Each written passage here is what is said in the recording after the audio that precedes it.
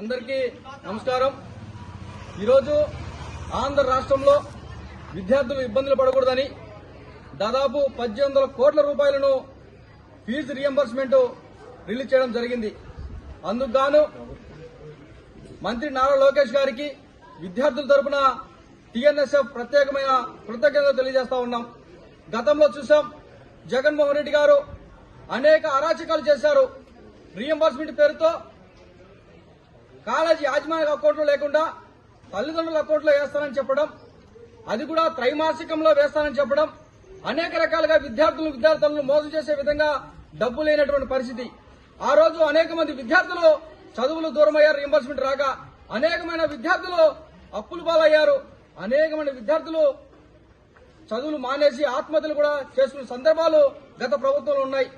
నారా లోకేష్ బాబు గారు యుగంలో ఒక పాదయాత్రలో హామీలో భాగంగా ఏదైతే కాలేజ్ అకౌంట్లో ఫీజు రియంబర్స్మెంట్ కాలేజ్ అకౌంట్లో వేస్తానని చెప్పి ఇప్పుడు ఆ మాట నిలబెట్టుకున్నాడు నారా లోకేష్ గారు. దానికి విద్యార్థుల తరఫున మేము ప్రత్యేకమైన కృతజ్ఞతలు తెలియజేస్తా ఉన్నాం.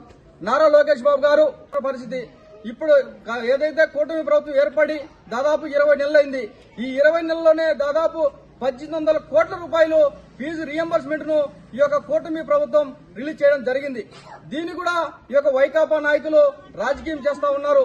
గతంలో చూసాం, అనేక రకాలుగా ఈ రోజు విద్యార్థులు ఇబ్బంది పడిన పరిస్థితులు ఈ రోజు నారా లోకేష్ బాబు గారు విద్యాశాఖ వచ్చిన తర్వాత పరిస్థితులు చూస్తా ఉన్నాం. ఈ యొక్క సందర్భంగా విద్యార్థుల తరఫున మరొకసారి నారా లోకేష్ బాబు గారికి ధన్యవాదాలు తెలియజేసుకుంటూ సెలవు తీసుకుంటా ఉన్నాం.